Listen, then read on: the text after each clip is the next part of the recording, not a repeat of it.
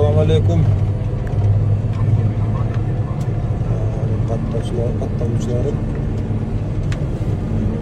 Kırgızistan'ın fermer dehqanları bugün talaçılıktağı kompakt tomat bilen жүрүп баратабыз. Бул болсо топуракты майдалайт, талааны түздөйт. Талааны текшин түздөйт. Жоң-жоң чыгып калган топурактардын баарын жарат, жанчыйт.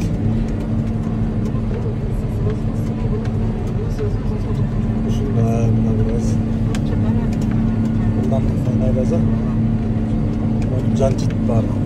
4-5 комбинация var da biri janчыйт, biri түздөйт, biri kesет.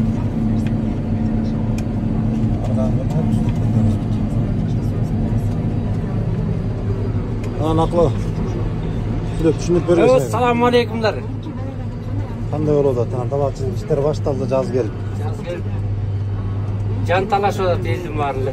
Буга эмнеге өзгөчө маани бериш керек? Могул мисалы үчүн тракторго отуруп компактомат билип отуруп талаага киргенден кийин мына буга чейинкиси моундай.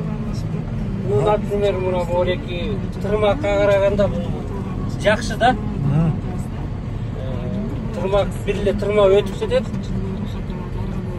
Бул майдалап жанчып тырып эмесин бүт операция кылат. Ямаларды бүт баарын түзөп кетет да. Ошонусу менен артыкчылыгы бар да мунун. Мисалы үчүн жөнөкөй сепкенге да жакшы.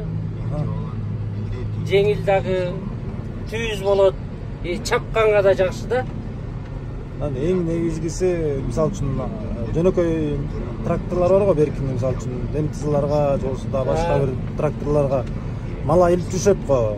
Мисалы үчүн кээ бирөө рамадан жасап алат, кээ бирөө тутабырдан жасап алат.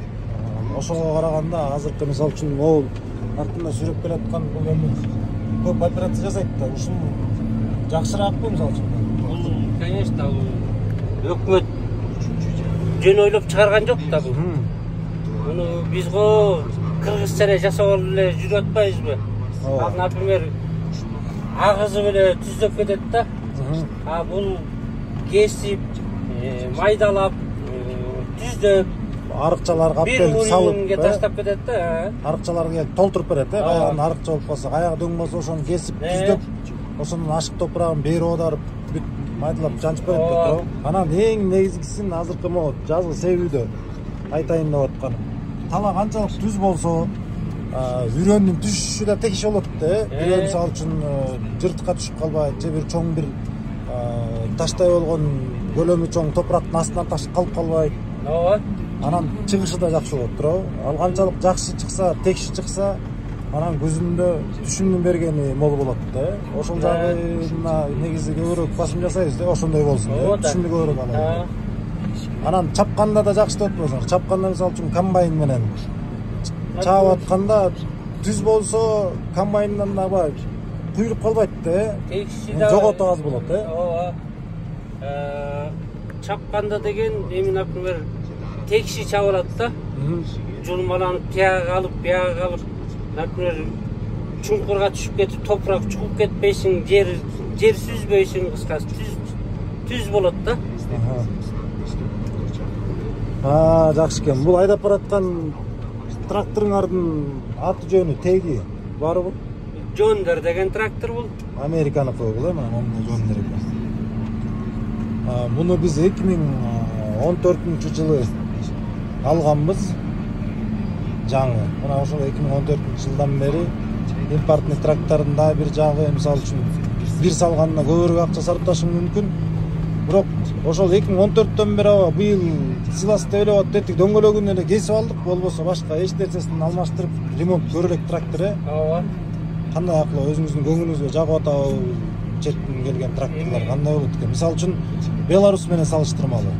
Бул эми Беларуска кеткен расходту, например, Беларустун бузула берет, жасай бересиң, бузула берет, жасай бересиң. Буга бир саласың, болду, жүрөсүң да. Только эле майын убагы менен алмаштырабыз, болду. Фильтрин, масляный, топливный фильтр бүт бир алмашылат, болду, жүрө берет. Алды кылды силер şimdi алды öyle götürüyoruz. Na bul rычаг bunu. Moriki bul rычаг. Bizdeki mындай rычаг emes da. Mına morik knopka götürüp düşürөт. Bul rычаг götürüp düşürөt. Bir rычаг 4 операцияны işletet. Бүт кондиционері менен бардык обзор бар жыргал. Ооба. Чаң кирбейт. Çan girmeyin. Iya. Ооба da. Шарты бар, э? Ne? Канча менен канча жылдамдыкта кетип барат азыр 12 км/час кетип барат, э? Канча оборот менен? 10 км/час менен кетип барат. Жакшы экен.